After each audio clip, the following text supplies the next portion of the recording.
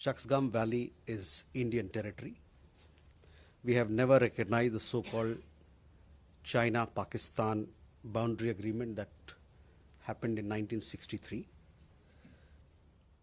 We have consistently maintained that the agreement is illegal and invalid. We do not recognize the so-called China-Pakistan economic corridor either, which passes through Indian territory that is under forcible and illegal occupation of Pakistan. The entire Union territories of Jammu and Kashmir and Ladakh are an integral and inalienable part of India. This has been clearly conveyed to Pakistani and the Chinese.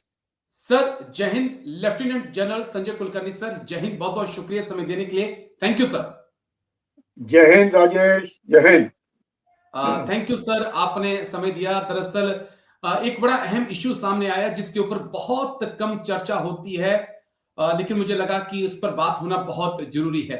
Shaksgam valley को लेकर भारत के विदेश मंत्रालय के प्रवक्ता Randhir Jaiswal sir की तरफ से बयान दिया गया और आईना पाकिस्तान चाइना को दिखाया गया कि ये भारत का हिस्सा है और चीन और पाकिस्तान का कंट्रोल इस पर मंजूर नहीं किया जा सकता। बहुत कम चर्चा होती है सर शक्सगाम वैली की, लेकिन अगर हम भारत के लिहाज से देखें, सियाचिन ग्लेशियर के लिहाज से देखें, तो ये एरिया बहुत जरूरी भारत के लिए हो जाता है। क्यों सर इस पे बहुत कम चर्चा हुई और अब ये जो विवाद सामने आया है, क्यों ये विवाद सामने आया है और इन फ्यूचर क्या इस पे हो सकता है? धन्यवाद राजेश। सवाल ये है कि शायद बहुत कम लोगों को मालूम होगा कि शक्सगम घाटी है, ये 1963 में पाकिस्तान ने चीन को दी और अपने बॉर्डर डिस्प्यूट को सेटल करने के लिए। और इसके साथ एक बहुत एक किस्सा भी है। जब अयूब खान ने इस बात को लिया तो चौवन लाए ने अयूब खान को एक उसके साथ नसीहत भी दी। और नसीहत देखिएगा वो किस प्रकार से पाकिस्तान लगातार ऑफकोर्स 1947 में भी और 48 में और लगातार वो करते आए हैं और आज तक करते आए हैं। तो उन्होंने सलाह क्या दी चौवन लाए ने अयूब खान को कि हम लोगों दोनों देशों के बीच में बॉर्डर तो सेटल हो गया है, क्योंकि वो उन्होंने तब तक 1970 तक ये जो इलाका था ये पाकिस्तान भी जानता था, लेकिन इसको एक गिलगित एजेंसी में शामिल किया जाता था। और बाद में 1970 की 71 की लड़ाई के बाद ये फिर नॉर्दर्न एरिया बन गया। ये क्या उसको बोलते हैं, नॉर्दर्न एरिया फ्रंटियर प्रोविंस बन गया ये। तो उसको मद्देनजर रखते हुए जो फॉरवर्ड एरियाज है पाकिस्तान ने इसको 1974 में जुल्फिकार अली भुट्टो ने इसका गिलगित बाल्टिस्तान को कंबाइन किया। लेकिन जो चौवन लाइन ने उनको जो सलाह दी थी अयूब खान को ये थी कि आप हिंदुस्तान के साथ कभी भी कोई भी जंग जीत नहीं सकते हैं और आप से इसको किस प्रकार से इसको एक इंसर्जेंसी के तौर पर एक टेररिज्म को अगर आप इस्तेमाल करें तो आपको शायद भारत को यू कैन ब्लीड इंडिया।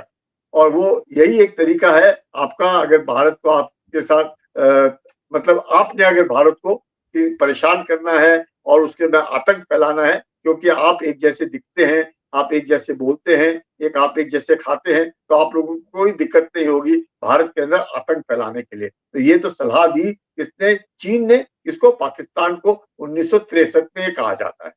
अब सवाल ये है ये शक्सगम घाटी को जब दिया, ये तकरीबन 5000 स्क्वायर किलोमीटर का एरिया है जो सियाचिन ग्लेशियर को मतलब ईस्ट ऑफ सियाचिन ग्लेशियर ये लगा हुआ एरिया है। यहाँ से ये सिंकियांग प्रोविंस के साथ जुड़ता है और सिंकियांग प्रोविंस के साथ जुड़ता है तो खुंजरा पास से होते हुए ये उस पहले काराकोरम हाईवे करके चीन और पाकिस्तान बना रहा था। पर जब से चाइना पाकिस्तान इकोनॉमिक कॉरिडोर हुआ, इसी काराकोरम हाईवे को एक्सटेंड करते हुए वो कहाँ ले गए? ग्वादार, यानी कि अरेबियन सी में खुलता है वो पोर्ट, जो ग्वादार पोर्ट है जिसमें चीन और बलूचिस्तान के बीच में बार बार जो लड़ाई झगड़े होते रहते हैं, तो वो उधर हुए। अब सवाल ये है कि ये जो रास्ता बना है, पहले अगर हम देखें 1947 में जब भारत को आजादी मिली तो 26 अक्टूबर 1947 को जब इंस्ट्रूमेंट ऑफ एक्सेशन दस्तखत किया महाराजा हरि सिंह ने भारत के साथ, तो पूरा इलाका जो जम्मू कश्मीर का था वो भारत का अभिन्न हिस्सा बना। अब वो हिस्सा तो बन गया, लेकिन जैसे ही 26 अक्टूबर 1947 को इन्होंने इंस्ट्रूमेंट ऑफ एक्सेशन साइन किया, 1 नवंबर 1947 को गिलगिट का जो है वहां पे उनके गिलगिट स्काउट्स के जो उनके मेजर ब्राउन थे, जो पाकिस्तान के साथ थे, गिलगिट स्काउट्स है पाकिस्तान और अंग्रेजों के बीच में, जैसे भी मैं कहूँगा संधि तो नहीं कहूँगा, एक तरीके से जो भी जैसे भी था, तो मेजर ब्राउन ने एक तरीके से पूरा गिलगिट का एरिया उसको पकड़ लिया, और वो जो गिलगिट है वो इलाका पाकिस्तान ने 1 नवंबर 1947 में अपने पास रख लिया, जहाँ पे ब्रिगेडियर घनसारा सिंह की जो लड़ाई हुई वो हम उसके बारे में सब जानते हैं। लेकिन सवाल ये है, गिलगिट एक एजेंसी है जो ब्रिटिश ने जम्मू कश्मीर के महाराजा से 60 साल के लीज में लिया था मार्च 1935 में, यानी कि 1995 में वो लीज खत्म होता, लेकिन अंग्रेज चले गए 1947 में, तो आई थिंक जुलाई 1947 में उन्होंने वो जो हिस्सा गिलगिट का था वो वापस किसको किया, जम्मू कश्मीर के महाराजा को। इसलिए बार बार हम लोग कहते हैं कि पूरा का पूरा ये जो हिस्सा है जिसको हम लोग गिलगिट बाल्टिस्तान कहते हैं, पाक ऑक्यूपाइड कश्मीर उसके साथ लगा हो उसको कहते हैं, आजाद कश्मीर, ये सारा का सारा इलाका भारत का अभिन्न अंग है। ये गिलगिट एजेंसी हुआ। बाल्टिस्तान, जो गिलगिट बाल्टिस्तान है, बाल्टिस्तान को जो इलाका है ये 1 नवंबर 1947 को नहीं, ये हम लोगों ने बाद में 14 अगस्त 1948 को बैटल ऑफ स्कार्दू हुआ, जिसमें भी बाल्टिस्तान के चंद एक एरिया जो है वो पाकिस्तान ने उसके ऊपर कब्जा किया, जहाँ पे कर्नल जंग बहादुर थे अपने, जिनको बाद में महावीर चक्र से उनको ये सम्मानित किया गया, तो वो एरिया था बाल्टिस्तान का। और फिर बाद में 1974 में मैंने जैसे कहा कि उन्होंने उस एरिया को लिया, नहीं तो तब तक पाकिस्तान के पास सिर्फ 4 ही प्रोविंस थे। कौन से? अपने पंजाब, सिंध, बलूचिस्तान और खैबर पख्तूनख्वा, ये 4 प्रोविंस थे। और अब इन्होंने गिलगिट बाल्टिस्तान को अपने जो 26 अमेंडमेंट के द्वारा इस एरिया को अपने इसमें कब्जे में लिया है। इसलिए बार बार यही कारण है कि हम लोग कहते हैं कि जो पूरा इलाका है ये हमारा है, और इसमें कोई शक नहीं, जिसमें से पाकिस्तान ने चीन को चाइना पाकिस्तान इकोनॉमिक कॉरिडोर बनाने को कहा, और अब शक्सकम घाटी में, जैसे मैं कह रहा था, शक्सकम घाटी जब पाकिस्तान ने चीन को दी अपने बॉर्डर डिस्प्यूट सेटल करने के लिए, तो खुंजरा पास से काराकोरम हाईवे, अब जहां से सीपीसी आता है।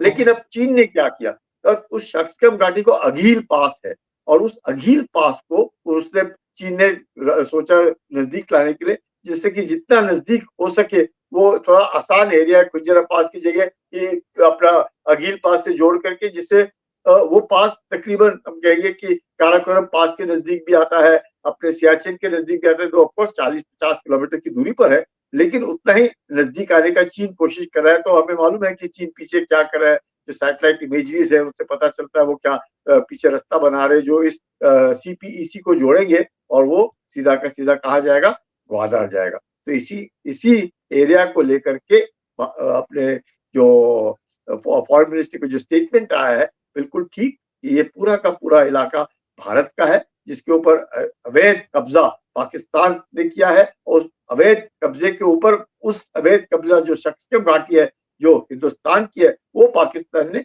चीन को दे दी है, जिसपे अब चीन जो है वो एक रास्ता बना रहा है। तो just as a matter of information, तकरीबन 72,000 ऑलमोस्ट 72,000 स्क्वायर किलोमीटर जो एरिया है वो हिंदुस्तान का पाकिस्तान के अवैध कब्जे में है।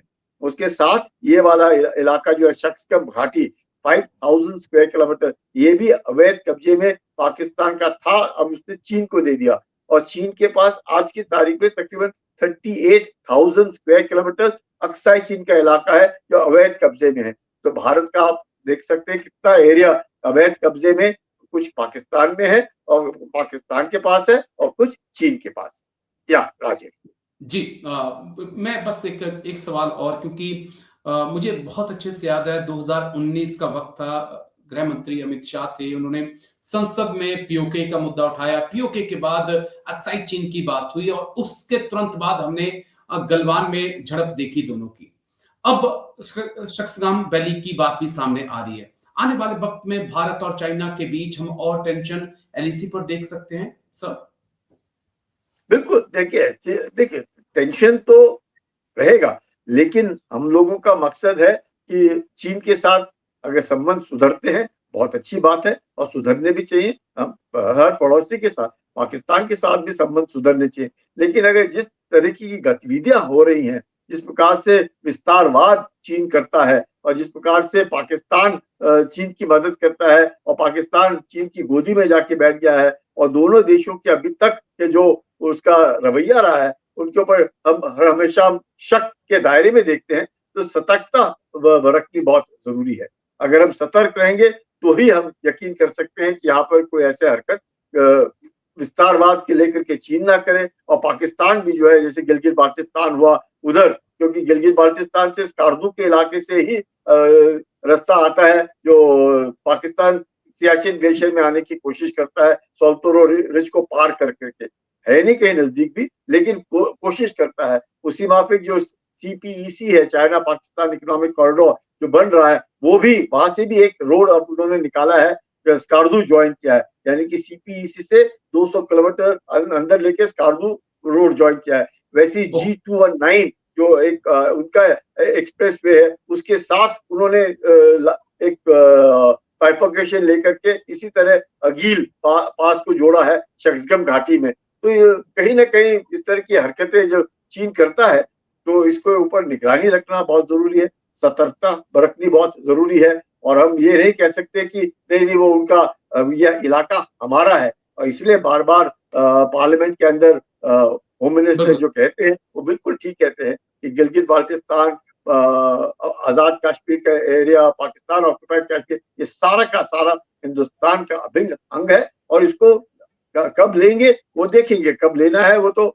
बात की बात है। लेकिन इसमें कोई शक्ति की भारत का है, और इसमें अगर पाकिस्तान चीन को देता है या चीन इस तरह की गतिविधियां करता है तो जरूर एक गलत है। और इसका हम कभी भी हमने रिकॉग्नाइज नहीं किया और हमने कभी सीपीसी में भाग भी नहीं लिया, क्योंकि ये भारत का अभिन्न अंग है। और भारत जो भी करेगा, भारत के साथ अगर बातचीत नहीं करेंगे, इस तरह की पाकिस्तान और चीन हरकत करेगा, तो हम लोगों को सतर्क रहना बहुत बहुत जरूरी है, इसमें कोई शक नहीं। जी, बस एक आखिरी सवाल है सर, जिसका एक छोटा सा आपकी टेक में चाहूंगा, क्योंकि बहुत सारे जो मेरे व्यूअर्स हैं वो अग्निवीर हैं और वो लगातार मेरे से एक सवाल पूछ रहे थे कि सर अभी 2 खबरें बड़ी अहम आई हैं। एक खबर आई कि भारत सरकार अब जो इनटेक है वो 1 से 1.5 लाख की करेगी, क्योंकि जो सोल्जर्स की कमी हो गई है, 1 से 1.5 लाख आर्मी जो कम हुई है। और दूसरी खबर आई कि अग्निवीर बाहर आने के बाद भी 6 महीने तक शादी नहीं कर सकते हैं। तो इस पे मुझे आपका टेक चाहिए सर, इन दोनों सवालों पर। देखिएगा, ये दोनों जो सवाल है, 1 लाख का मुझे लगता है मैंने कहीं पढ़ा कि एडिशनल अग्निवीर लेंगे। और अब जैसे अग्निवीर जो हैं, पहले इसमें अब इस साल में निकलने वाले होंगे, आई थिंक मार्च या अप्रैल तक इनका पहला जो फर्स्ट कॉन्ट्रैक्ट है वो खत्म होगा। और इसमें से अब कितने लेते हैं उसमें भी सुनने को आ रहा है कि कुछ 50% लेने का उन्होंने सोचा है। और जिस प्रकार से होम मिनिस्टर ने भी आई थिंक अनाउंसमेंट किया है कि इनको काफियों को अपना सेंट्रल आर्म पुलिस फोर्स में इनको एब्जॉर्ब किया जाएगा, तो उसमें भी ये एब्जॉर्ब होंगे। तो मुझे लगता है अपने अग्नि परीक्षा तो अब है, और अग्नि परीक्षा में मुझे पूरी उम्मीद है कि हम सफल होंगे। और ये जितने अग्निवीर हैं, इनको सबको कहीं ना कहीं पे नौकरी पे पक्का लगाया जाएगा। और अगर फौज के अंदर ही 50% ले लेते तो बहुत अच्छी बात है, तो जिससे कि जो भी खामी है, क्योंकि बीच में वो कोविड के कारण जो रिक्रूटमेंट नहीं हुआ था, वो भी सब कवर अप हो जाएगा धीरे धीरे। और ये जो बाकी है वो भी उनको ऑप्शन है कि किस तरीके से सेंट्रल आर्म पुलिस फोर्स में जो जाना चाहता है वो उसमें एब्जॉर्ब हो जाएंगे। तो मुझे लगता है जो कमी है वो भी पूरी हो जाएगी। और अग्निवीर जो है या भी जो बाहर निकलेंगे, और इनको अगर सबको हम सेटल कर पाते हैं, इनका जो रीसेटलमेंट है वो अगर हो जाता है, तो मुझे लगता है ये अग्निपथ एक बहुत सफल एक्सपेरिमेंट माना जा सकता है। बिल्कुल सर, अग्नि परीक्षा तभी पास होगी जब ये सारे बाहर आने के बाद सेटलमेंट हो जाएंगे। लेकिन शुक्रिया, बहुत बहुत शुक्रिया lieutenant general Sanjay Kulkarni sir, आप आए और तमाम मुद्दों पे बात रखी। थैंक यू साहब, जय हिंद, टेक केयर। थैंक यू साहब। जय हिंद, थैंक यू राजेश।